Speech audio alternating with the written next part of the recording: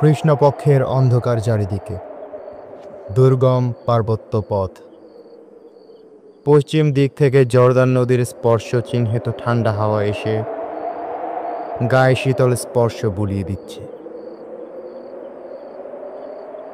নদীর পূর্ব তীরের বিভিন্ন স্থানে আলোর রেখা দেখা যাচ্ছে। ওগুলো জর্দান সীমান্তরক্ষীদের ছাউনি। জর্দান নদীর ওপার থেকে ইসরায়েলের বিভিন্ন পর্যবেক্ষণ ঘাঁটির ক্ষীণ আলোকরেখা দেখা যাচ্ছে। পার্বত্য পথ ধরে ধীরগতিতে এগিয়ে চলেছে চারটি ছায়ামূর্তি। একজন কৃষ্ণাঙ্গ, মাথায় ছোট্ট ছোট্ট কোকড়ানো চুল, ঠোঁট পুরু, মুখ লম্বাটে, বিশাল সুগঠিত দেহ। এর নাম আবু বকর সিনৌসি। দ্বিতীয়জন দীর্ঘ রোদ পরা, লাল মুখ, সযত্ন রক্ষিত দাড়ি। এর নাম আব্দুর রহমান। এরা হলেন UMLLA, United Muslim Liberation League of Africa এর প্রতিনিধি। তৃতীয়জন প্রায় 6.5 ফুট উঁচু, রং হলদে, তুর্কি টুপি মাথায়, মুখে ফ্রেঞ্চ কাট দাড়ি, চোখে মুখে ক্ষিপ্রতার ভাব সবসময় পরিস্ফুট। ইনি তুরস্ক থেকে আসা তুর্কিস্তান আজাদ আন্দোলনের নেতা মোস্তফা আমিন চুগুতাই। এরা এসেছেন আজকে সাইমুমের পর্যালোচনা ও পরিকল্পনা কমিটির বিশেষ বৈঠকে তাদের আবেদন নিয়ে। আর চতুর্থ ব্যক্তি সাইমুমের সদস্য আব্দুর রশিদ তাদেরকে পথ দেখিয়ে নিয়ে চলেছেন। আব্দুর রশিদকে খুব চিন্তিত মনে হচ্ছিল। সে হঠাৎ চুগতাইয়ের দিকে চেয়ে বলল, আচ্ছা জনাব আমিন, হাসান তারিক চিঠি দেওয়ার পর আপনাকে মুখে কিছু বলেনি? আমিন চুগতাই দ্রুত অথচ অত্যন্ত শান্ত কণ্ঠে জবাব দিল, হাসান তারিককে অত্যন্ত ব্যস্ত মনে হচ্ছিল। চিঠি দিয়ে 5 মিনিটের বেশি অপেক্ষা করেনি। আমি তাকে কোনো কিছু জিজ্ঞাসা করতে সংকোচ বোধ করেছি। আজ ভোরে জনাব আলী এফেন্দির কাছে তার নিখোঁজের খবর শুনে হতবাক হয়েছি। আজ বুঝতে পারছি তার অস্বাভাবিক অস্থিরতাকে আমাদের গুরুত্ব দেওয়া উচিত ছিল। কিছুক্ষণ পথ চলার পর নিচে পাহাড়ের ঢালুতে অসংখ্য আলো দেখা গেল। ওগুলো আকাশের ছায়াপথের ন্যায় উত্তর দিকে এগিয়েছে এক সরল রেখার মতো। আব্দুর রশিদ সেদিকে আঙুল নির্দেশ করে বলল, ইহুদি বর্বরতার সাক্ষ্য দেখুন। নিজের দেশে নিজের সকল সম্পদ থেকে বঞ্চিত হয়ে এক টুকরো করে ঘরে পশুর মতো এরা বাস করছে বছরের পর বছর ধরে। বাস্তবরা এ লাখো মুসলমান জাতিসংঘের মুখের দিকে তাকিয়েছিল বহু বছর ধরে। অনাহার, অখাদ্য, অপুষ্টি ও অচিকিৎসায় মৃত্যুর দিকে এগিয়ে চলেছে তারা ক্রমশ। কিন্তু এদের আর্তক্রন্দন আর মুমূর্ষু চিৎকার জাতিসংঘের কানে পৌঁছেনি। বলতে বলতে থামলো আব্দুর রশিদ। তারপর আবার বলল, কিন্তু অপেক্ষার দিন শেষ হয়েছে। ধৈর্যের সকল বাঁধ ভেঙে গেছে। আমরা মানুষের উপর নির্ভর করে খেসারত দিয়েছি বহু, আর নয়। আমিন চুগতাই বলল, জনাব রশিদ, আপনাদের উদ্বাস্তুদের মধ্যে শিক্ষক সংগঠনের কোনো ব্যবস্থা ছিল না বলেই জানি। কিন্তু এমন বিস্ময়করভাবে সংগঠিত হতে পারলেন কেমন করে? আর এমন ট্রেনিংই বা পেলেন কোথা থেকে? আব্দুর রশিদ মৃদু হেসে বলল, হ্যাঁ, আমাদের শিক্ষক সংগঠন সম্বন্ধে আপনার ধারণা কিছুটা সত্য, কিন্তু সবটুকু সত্য নয়। যে সময় হাজার হাজার আহত ও ছিন্নমূল মানুষের স্রোত জর্দান, সিরিয়া, ইরাক আর সিনাইয়ে প্রবেশ করে, তখন আমাদের বিশ্রামের জন্য মাটির শয্যা, খাওয়ার জন্য কূপের পানি ছাড়া আর কিছুই ছিল না। আমাদের এই চরম দুর্দিনে অনেকে আমাদের সাহায্য করেছিল, কিন্তু সেদিন অদ্ভুত একদল কর্মী ভাইদের আমরা একান্ত করে আমাদের পাশে পেয়েছিলাম। মায়ের কাছে গল্প শুনতাম, মা প্রায়ই বলতেন, মদিনার আনসারদের আল্লাহ আমাদের জন্য পাঠিয়েছেন। এদের আপনারা সকলেই আছেন মুসলিম ব্রাদার্স। মুসলিম ব্রাদার্সরা সেদিন শুধু আমাদের জন্য চিকিৎসা, খাদ্য আর তাবরি ব্যবস্থা করেছিলেন না, উদ্বাস্তু পল্লীগুলোতে বিভিন্ন ইউনিটে ভাগ করে প্রত্যেকটিতে একটি করে শিক্ষায়তন প্রতিষ্ঠা করেছিলেন। সেই শিক্ষা প্রতিষ্ঠানে ছিল দীর্ঘমেয়াদী আত্মরক্ষা ট্রেনিংয়ের ব্যবস্থা। শিবিরগুলোতে ব্রাদার্স কর্মীরা শিক্ষক ও উপদেষ্টার দায়িত্ব পালন করতেন। তারা বলতেন বলে শুনেছি, বিশ্ব রাজনীতিতে অনুন্নত ও অন্তর্দ্বন্দ্বে মুসলিম দেশগুলো যেভাবে মার খাচ্ছে, তাতে ফিলিস্তিনের মুক্তির জন্য তাদের সামরিক শক্তি ও সাহায্যের উপর নির্ভর করা যেতে পারে না। ফিলিস্তিনের প্রকৃত মুক্তি অকথ্য মুসলিম তরুণদের সম্মিলিত সংগ্রামে অর্জিত হবে। আজকের সাইমুমের জন্ম হয়েছিল সেদিন আমাদের ব্রাদার্স ব্যাডের হাতেই। হয়তো অনেক আগেই তেল আবিবের প্রাসাদ শীর্ষ থেকে ইহুদি পতাকা ভূমধ্যসাগরে ডুবে যেত, কিন্তু হঠাৎ করে মাঝখানে আমাদের আশার আলোকবর্তিতা রাগগ্রস্ত হয়। হঠাৎ আমি চুক্তার কোনো এর গুতা খেয়ে সম্মুখে তাকিয়ে রশিদ দেখতে পেল পাহাড়ের অন্ধকার গুহা থেকে আলোক সংকেত হলো নির্দিষ্ট নিয়মে কয়েকবার। সে তার সাথীদের জানালো, আমরা প্রথম চেকপোস্টে এসে গেছি। কয়েক গজ সামনে দেখা গেল উদ্ধত মেশিনগান হাতে পথ রোধ করে দাঁড়িয়ে আছে দুটো ছায়ামূর্তি। আব্দুর রশিদ বিচিত্র স্বরে একটি শীষ দিয়ে উঠল, আর সঙ্গে সঙ্গে গোটা দেহ কালো কাপড়ে আবৃত একজন বিশালকায় প্রহরী একটি প্লেটে করে কতগুলো কাঠের অক্ষর এনে আবু বকর সেনসির সামনে তুলে ধরল। সেনসি তার থেকে ড অক্ষরটি তুলে নিল। অমনি লোকটি রিভলভার নামিয়ে সালাম দিয়ে হ্যান্ডশেক করল সকলের সঙ্গে। প্রথম চেকপোস্ট পেরিয়ে এলো ওরা। বিস্মিত আমিন চুক্তায় প্রশ্ন করল, কি ব্যাপার? আব্দুর রশিদ হেসে বলল, 3 নম্বর আপনার পালাও আসছে। গাড়িতে ঢোকার জন্য এই ধরনের টেস্টে আপনাকে উত্তীর্ণ হতে হবে। চিন্তিত আমিন চুক্তায় বলল, কিন্তু আমি তো এ সংকেত জানতে পারিনি। হাসান তারিক আমাকে। তা আমি বুঝলাম, কিন্তু এ ব্যাপারে আমি আপনার মতে অজ্ঞ। দেখা যাক। আমি আহমদ মুসা ভাইকে জানিয়েছি আপনার কথা। আরও কয়েক মাইল কষ্টকর আরোহণ অবতরণের পর তারা দ্বিতীয় চেকপোস্টে পৌঁছালো। সেখানে আগের মতো করেই প্লেটে কতগুলো কাঠের অক্ষর আনা হলো আব্দুর রহমানের সামনে। তা থেকে তিনি অক্ষরটি তুলে নিলেন। তৃতীয় চেকপোস্টে গিয়ে আমিন চুক্তায় প্রহরীদের হাতে আটকা পড়ে গেল। হেডকোয়ার্টার থেকে নতুন নির্দেশ না আসা পর্যন্ত তাদেরকে ওখানে অপেক্ষা করতে আদেশ করা হলো। প্রায় 15 মিনিট পর আহমদ মুসার বিশেষ নির্দেশে আমিন চুক্তাইকে ছাড়া হলো।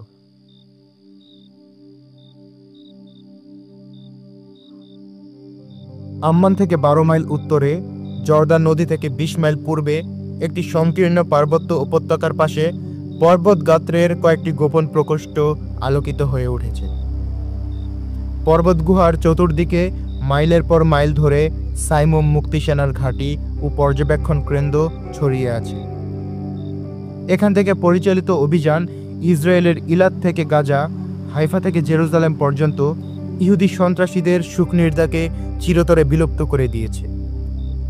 রাতের অন্ধকারে রাইফেল নিয়ে পাহারায় বসতেও তাদের বুক আজ দুরুদুরু করে। তারা বুঝতে পারছে হিসাবের দিন আসন্ন। প্যালেস্টাইনি মুসলমানদের প্রতিটি ফোঁটা রক্তের শোধ আজ তাদের দিতে হবে।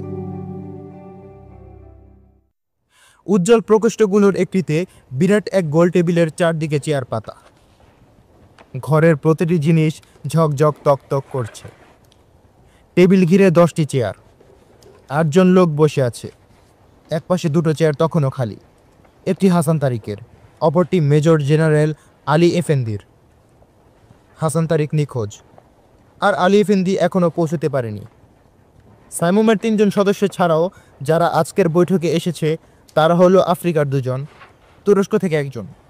UMLLA কেন্দ্রীয় কাউন্সিলের পাঠানো রিপোর্ট পড়ছিলেন আফ্রিকার অন্যতম প্রতিনিধি আব্দুর রহমান।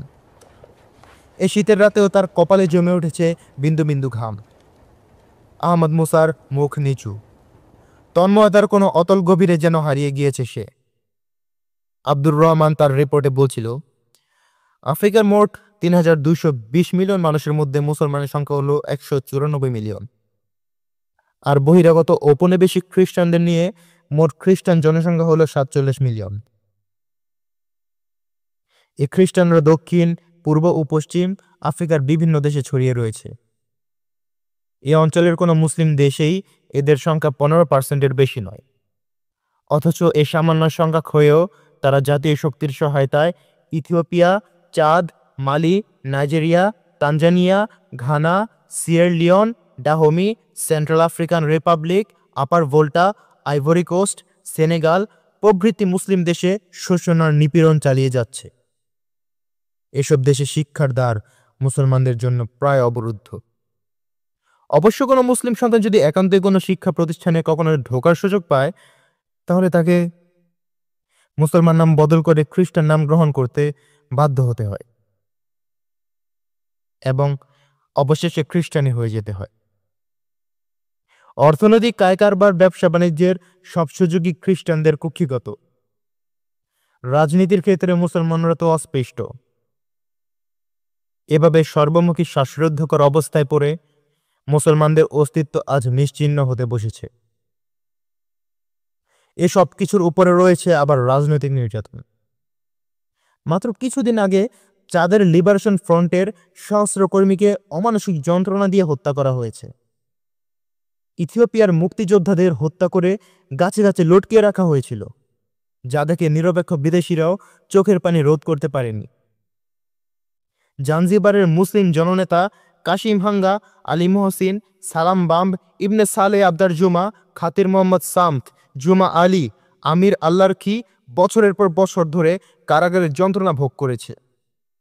শুধু তানজানিয়ার কারাগারই নয়, এমন সহস্র নরনারী আফ্রিকার বিভিন্ন কারাগারের অন্ধকার প্রকোষ্ঠে মৃত্যুর প্রহর গুনছে।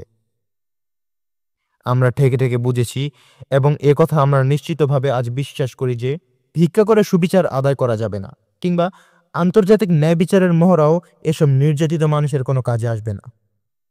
মুসলিম মানুষের মুক্তির একমাত্র পথ নিজের পায়ের উপর অধিকার আদায়ের অব্যাহত সংগ্রাম। এই সংগ্রামকে লক্ষ্যের পথে এগিয়ে নেওয়ার জন্য আমাদের আবেদন তিনটি: ১. দীর্ঘ সংগ্রাম পরিচালনার জন্য পর্যাপ্ত অর্থনৈতিক সাহায্য। ২. আহত অসুস্থ মানুষদের যথাযথ আধুনিক চিকিৎসার ব্যবস্থা। ৩. সব দিক দিয়ে স্বাবলম্বী হওয়ার মতো শিক্ষা ও ট্রেনিংয়ের জন্য উপদেষ্টা প্রেরণ। সুদীর্ঘ 10 পৃষ্ঠাব্যাপী লিখিত রিপোর্ট শেষ করল আব্দুর রহমান। কয়েক মুহূর্ত সবাই চুপচাপ। ধীরে ধীরে টেবিলে রাখা আফ্রিকার একটি বিশেষ মানচিত্র থেকে মুখ তুলল আহমদ মুসা। লিবিয়া ও চাঁদের পর্বতমালাকে আপনাদের প্রধান ও স্থায়ী কেন্দ্র হিসেবে মনোনীত করেছেন কোন কারণে? এর চেয়ে সমুদ্র কূলবর্তী কোনো স্থানকে নির্বাচন করলে যুক্তিযুক্ত হতো না?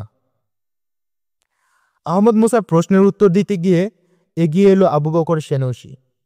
বলল, এর কারণ তিনটি। প্রথম কারণ, উভয় স্থানই অত্যন্ত দুর্গম এবং যে কোনো বিরূপ মনোভাবাপন্ন শত্রু রাজধানী থেকে বহু দূরে।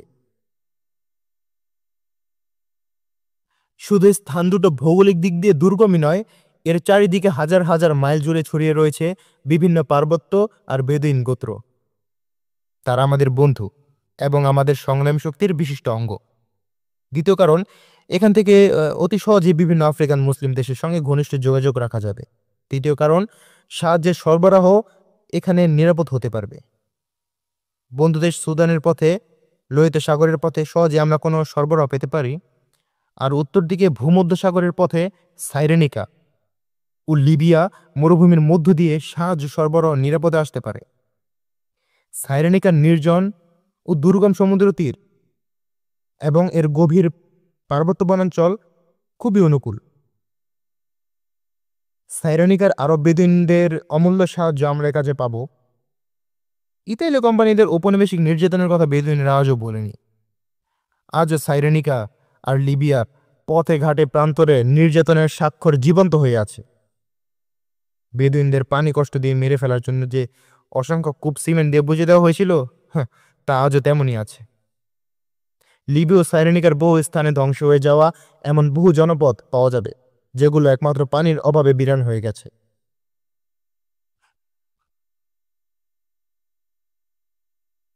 আশ্রয় হিসেবে কুফরা আর লিবিয়ার মরুভূমির দক্ষিণ সীমান্তের পর্বতমালাকে নির্বাচনের আরেকটি বড় কারণ হলো, আজও এই অঞ্চলের লাখো মুসলিম বৃদ্ধ ও তরুণদের মনে সেনসি আন্দোলনের আদর্শ ও আব্দুল করিম রিনফের জ্বালাময়ী প্রেরণা জীবন্ত হয়ে আছে। আহমদ মুসার চোখ দুটো খুশিতে উজ্জ্বল হয়ে উঠেছিল। সে বলল, আপনাদের দূরদৃষ্টি অত্যন্ত প্রশংসনীয়। আপনাদের পেছনে সেনসি আন্দোলনের ঐতিহ্য রয়েছে, আব্দুল করিম রিনফের প্রেরণা রয়েছে, আর রয়েছে হাজারো সংগ্রামী ও সংস্কারক মানুষের আত্মত্যাগের শিক্ষা। মোস্তফা আমিন চুগতাই বলল, সে রিপোর্ট এখনো শেষ করতে পারেনি। রিপোর্ট তিনি সমাপ্তি অধিবেশনে পেশ করবেন। রিপোর্ট অধিবেশন তখনকার মতো স্থগিত হল। আহমদ মুসা টেবিলের পাশে একটি বোতাম টিপে ধরল। কিছুক্ষণ পর একজন লোক প্রবেশ করে সালাম জানালো। মুসা বলল, আলী এফেন্দির কোনো খবর নেই? জি না, আমরা কন্ট্রোল রুমে যেতে চাই। তুমি জামিলকে বলে সত্যের ব্যবস্থা করো। তারপর সকলের দিকে ফিরে হেসে বলল, ভাই আমিন চুগতাই জানতে চেয়েছেন কিভাবে আমরা ইসরায়েলের বিরুদ্ধে অগ্রসর হচ্ছি, তার জন্যই এই ব্যবস্থা। আবু বকর সেনসি মৃদু হেসে বলল, আমরা আমিন ভাইয়ের কাছে এই জন্য কৃতজ্ঞ।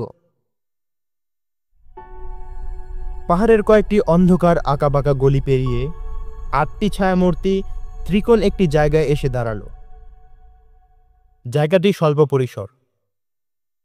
একটি প্রকাণ্ড পাথর উত্তর দিক থেকে এসে মাথার ওপর ছাদের মতো আড়াল সৃষ্টি করেছে। তারা ওখানে পৌঁছতেই উত্তর পশ্চিম কোণ থেকে একটি পাথর সরে গেল এবং সঙ্গে সঙ্গে এক ঝলক সন্ধানী আলো এসে তাদের চোখ ধাঁধিয়ে দিল। আহমদ মুসা সবাইকে নিয়ে এসে উন্মুক্ত পথ দিয়ে ভেতরে প্রবেশ করল। আবার পূর্বের মতোই সে গলিপথ শুরু হলো। দুধারে পাহাড়ের দেয়াল। অন্ধকারে কিছুক্ষণ চলার পর এক জায়গায় এসে থমকে দাঁড়ালো আহমদ মুসা। পাশে একটি নির্দিষ্ট জায়গায় প্রথমে 3টি জোরে এবং পরে 5টি আস্তে টোক্কা দিল। টোকা দেওয়ার সঙ্গে সঙ্গে প্রায় 20 গজ উপরে একটি ম্লান নীল বাল্ব জ্বলে উঠল। আহমদ মুসা পুনরায় প্রথমে 5টি, উপরে 3টি টোকা দিল নির্দিষ্ট জায়গায়। এবার কয়েক সেকেন্ডের মধ্যেই 8টি দড়ির মই নেমে এলো নিচে। কাশ্মীরের মাওলানা ফারুক হেসে বললেন, আবার একই ট্রেনিংয়ের পাল্লায় ফেললেন।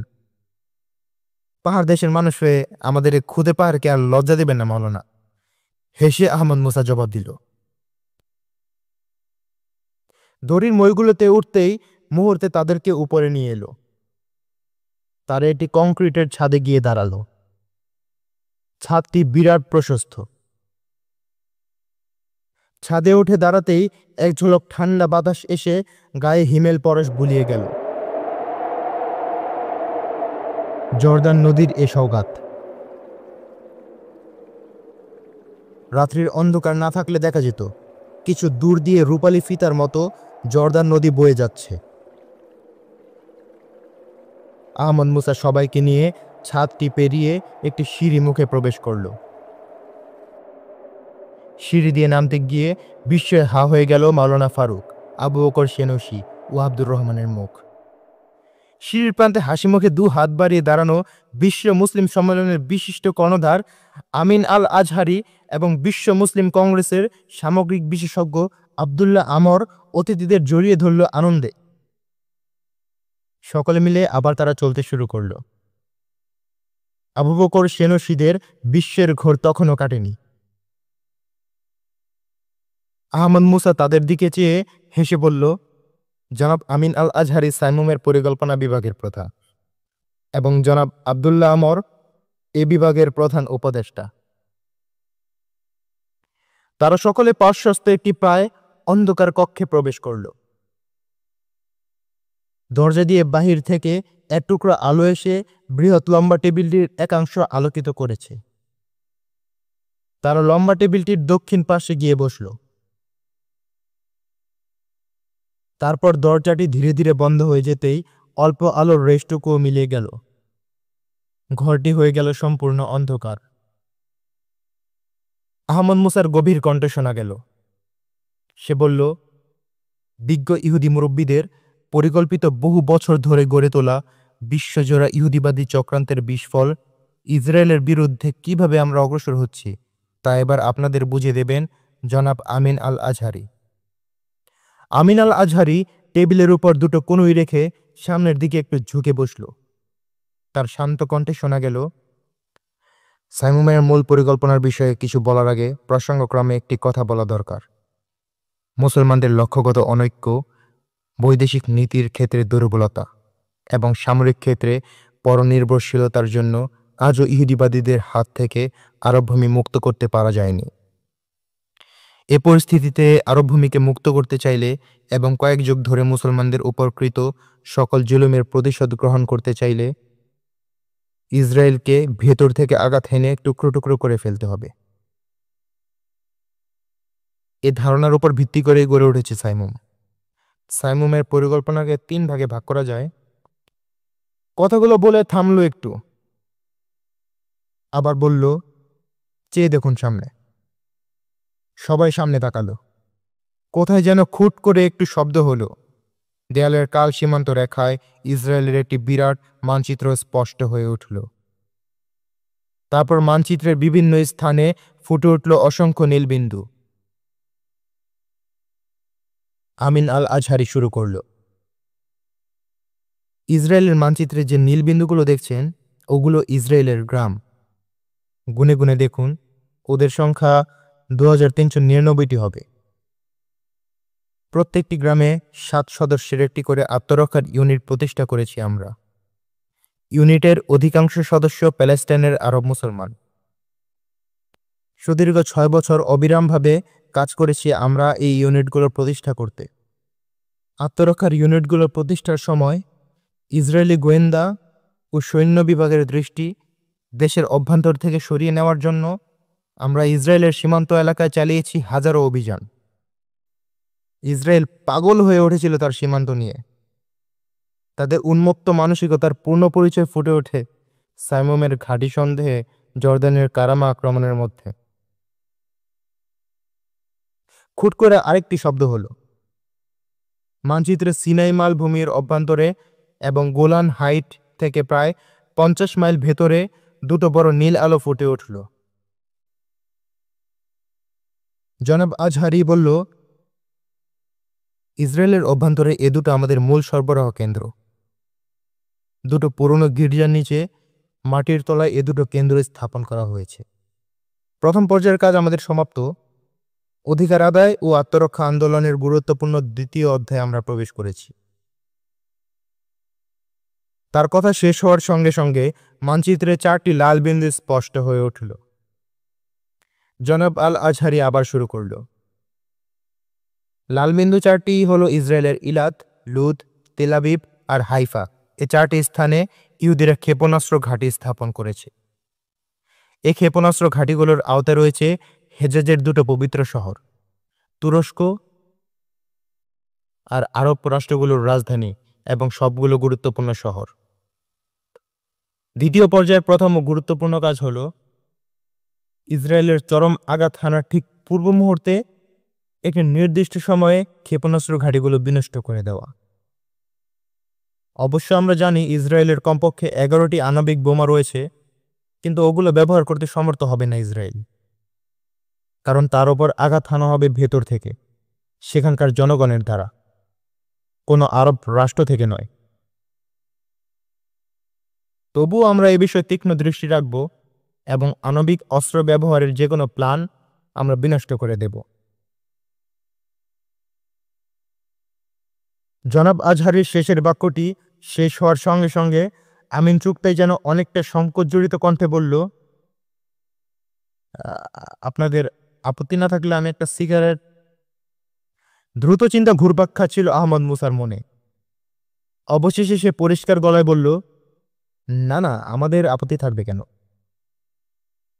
আমিন চুগতাই একটি সিগারেট মুখে পুরে লাইটার জ্বালল। লাইটারটি জ্বলে উঠতেই চমকে উঠল আহমদ মুসা। এক ঝলক তীক্ষ্ণ আলো আর লাইটার থেকে ভেসে আসা অতি শুকনো একটি পরিচিত শব্দ আহমদ মুসার দৃষ্টিকে ফাঁকি দিতে পারল না।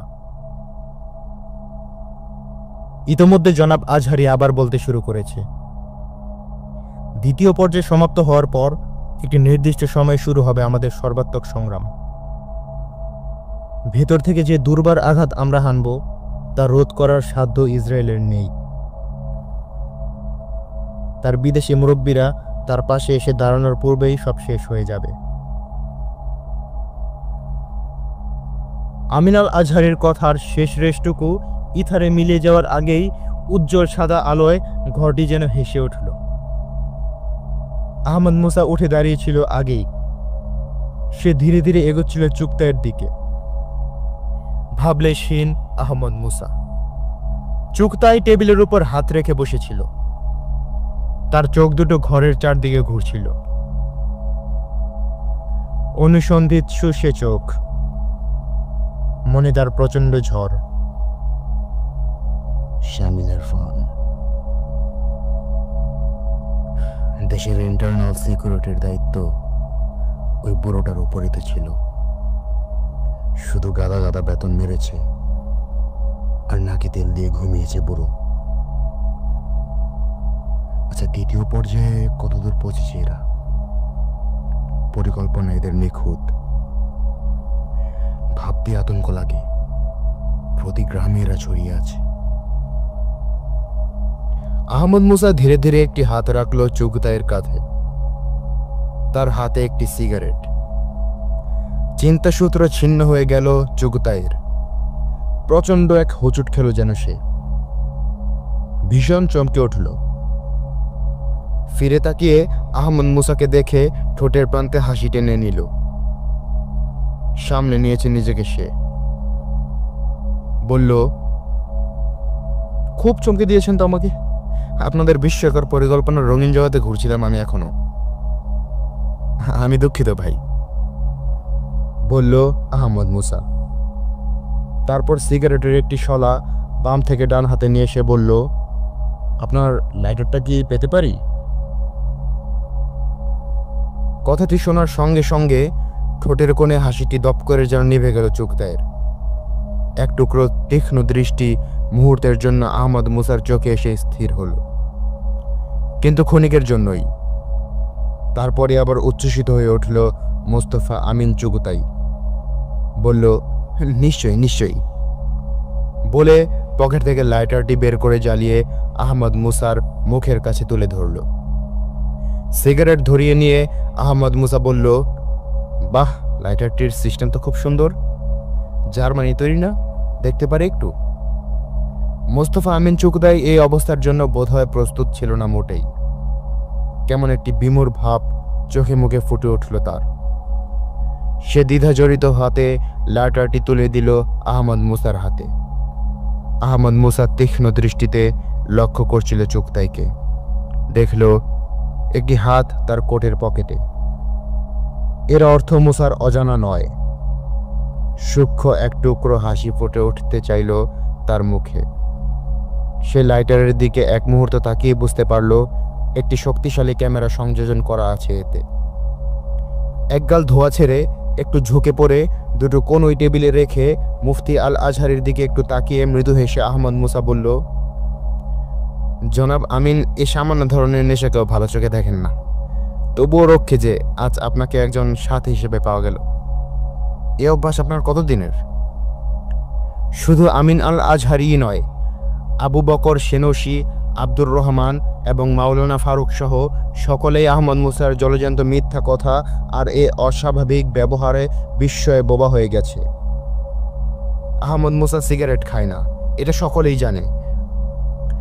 আহমদ মুসার এটি ছেলেমি না কোনো বিশেষ অভিনয়?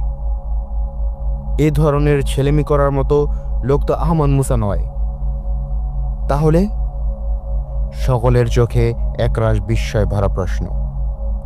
আহমদ মুসার কথায় চুগতাইকে একটু খুশি মনে হলো, যেন একখণ্ড মেঘ তার মুখের উপর থেকে সরে গেল। মুফতি আমিন আল আজহারির দিকে একটু চোরা দৃষ্টিতে চেয়ে সকৌতুকে নিচু গলায় বলল, এ বদভ্যাসটি আমার ছোট্টবেলার, বন্ধুদের সংসর্গ দোষও বলতে পারেন একে। আহমদ মুসা হেসে বলল, বন্ধুরা তো অনেক উপকারও করেছে আপনার, তা না হলে দেশের সেরা ফুটবল খেলোয়াড় কি হতে পারতেন আপনি? ভালো দিকগুলো অস্বীকার আমিও করি না, হেসে চুগতাই বলল। আহমদ মুসা আবার শুরু করল, আমার মনে হয় কি জানেন, আপনি চেষ্টা করলে পৃথিবীর শ্রেষ্ঠ মল্লযোদ্ধা হতে পারতেন। এ প্রচেষ্টা ছেড়ে দিলেন কেন? হঠাৎ চুগতাইয়ের চোখ মুখ তীক্ষ্ণ হয়ে উঠল। কি যেন বুঝতে চেষ্টা করল। মুহূর্তকাল পরে শান্ত কণ্ঠে বলল, কিন্তু আপনি এত সব প্রশ্ন করছেন কেন? আহমদ মুসা সোজা হয়ে দাঁড়িয়ে বলল, মোস্তফা আমিন চুগতাইয়ের সঙ্গে আপনাকে মিলিয়ে নিতে চেষ্টা করছিলাম। আমিন চুগতাইয়ের রশিয়ার থেকে জানি উনি জীবনে ফুটবলে পা রাখেননি, আর সত্যি একজন শ্রেষ্ঠ মল্লযোদ্ধা তিনি। অথচ আপনি। আহমদ মুসার কথা শেষ হওয়ার আগে স্প্রিংয়ের মতো ছিটকে চেয়ার থেকে উঠে দাঁড়ালো চুগতাই।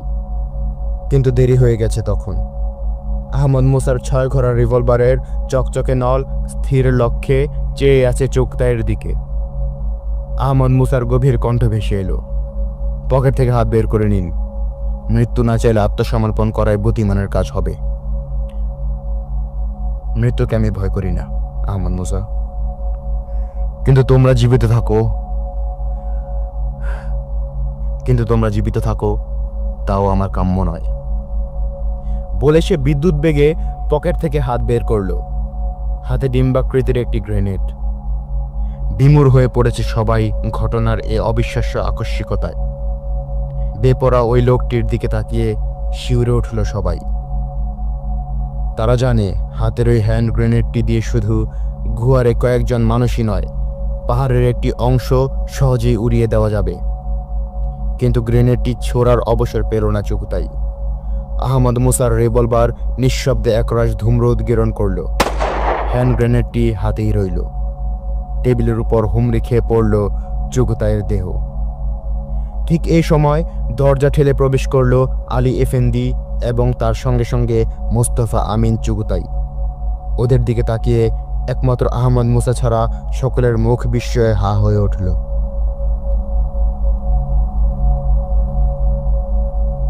গত এক রাত একদিনের কাহিনী শেষ করে চুপ করল মেজর জেনারেল আলী এফেন্দি।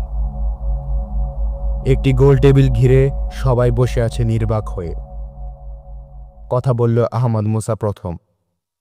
বলল, পরশু দুপুরে ইস্তাম্বুল গেছে হাসান তারিক, অথচ এত অল্প সময়ের মধ্যে হাসান তারিকের আটক থেকে শুরু করে মোস্তফা আমিনের কিডন্যাপ, একজন ইহুদি স্পাইকে নিখুঁত প্লাস্টিক অপারেশন দ্বারা মোস্তফা আমিন চুগতাইয়ের পরিবর্তন কেমন করে সম্ভব হলো? তাহলে আমাদের আজকের এই অধিবেশনের কথা এবং মোস্তফা আমিন চুগতাইয়ের এখানে যোগদানের কথা কি ওর আগেই জানতে পেরেছিল? আলী এফেন্দি বলল, যতদূর জানতে পেরেছি ডব্লিউআরএফ ও মোসাদ এর সম্মিলিত তৎপরতায় এটা সম্ভব হয়েছে।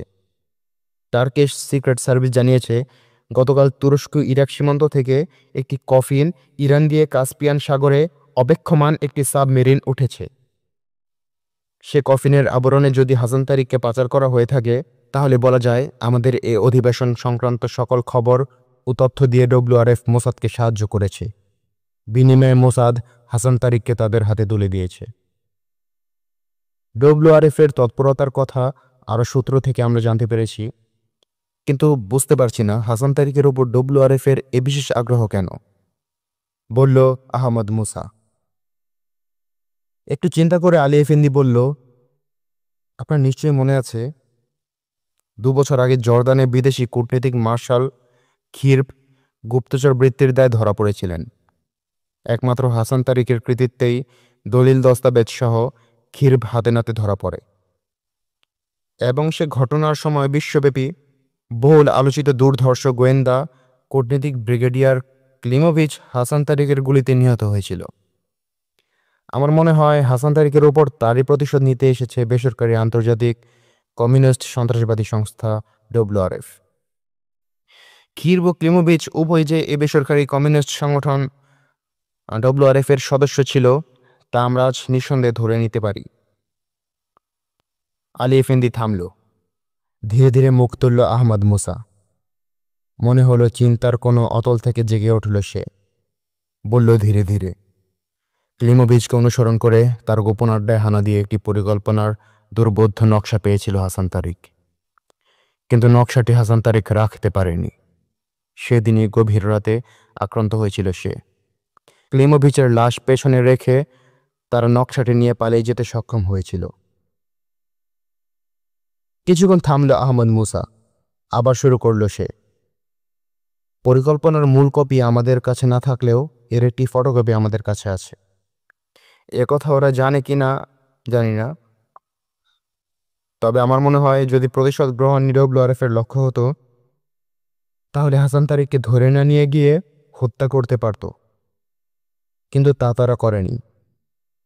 এ থেকে প্রমাণ হয় পরিকল্পনার নকশা সম্পর্কে হাসান তারিককে তারা জিজ্ঞাসাবাদ করতে চায়। হাসান তারিক পরিকল্পনার কতদূর জেনেছে, আর কেউ এর কিছু জানতে পেরেছে কিনা ইত্যাদি জেনে না নেওয়া পর্যন্ত তারা হাসান তারিককে কিছুতেই হত্যা করবে না। পরিকল্পনা কি সম্পর্কিত এবং আপনারা কি জানতে পেরেছেন তা থেকে? উদ্বিগ্ন কণ্ঠে জিজ্ঞাসা করল মোস্তফা আমিন। পরিকল্পনাটির অর্থ আজও আমাদের কাছে পরিষ্কার নয়। মধ্য এশিয়ার মুসলিম দেশগুলো থেকে আফ্রিকার মুসলিম অধ্যুষিত তানজানিয়া এবং মরক্কো থেকে ইন্দোনেশিয়া পর্যন্ত অধ্যুষিত মুসলিম বিশ্বের মানচিত্র। এর মধ্যে অসংখ্য সাংকেতিক চিহ্ন এবং লাল ও কালো রেখার অসংখ্য সারি। সাম্প্রতিক ঘটনা থেকে নিঃসন্দেহে আমরা বুঝতে পারছি পরিকল্পনাটি আসলে WRF এর, এবং তা যদি হয় এর অর্থ আমাদের কাছে পরিষ্কার। সমগ্র মুসলিম বিশ্ব জুড়ে ওরা চক্রান্তের জাল বিছিয়ে রেখেছে। পরিকল্পনাটির নকশাটি নিয়ে নতুন করে ভাবতে হবে আমাদের। কিন্তু তার আগে হাসান তারিক সম্বন্ধে আমাদের কথা শেষ হলো না আহমদ মুসার। ঘরে পাথরের দেয়ালে এক বিশেষ স্থানে লাল সংকেত জ্বলে উঠল। আহমদ মুসা সেদিকে তাকিয়ে বলল, আকাশে নিশ্চয়ই কোথাও হানাদার ইসরায়েলি বিমান দেখা গেছে।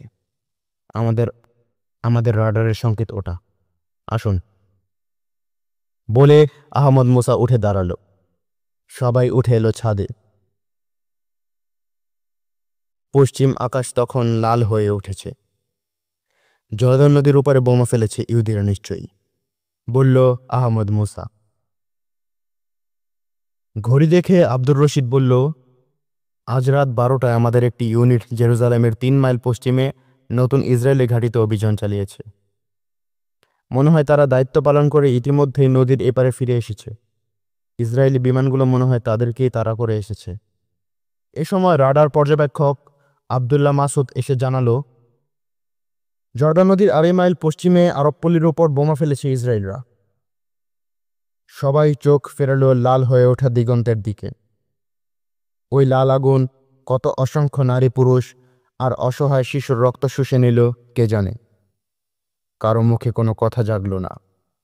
বোধহয় সবার মনে একই প্রশ্ন, এ অগ্নি পরীক্ষা আর কতদিন চলবে? এ কুরবানির শেষ হবে কবে?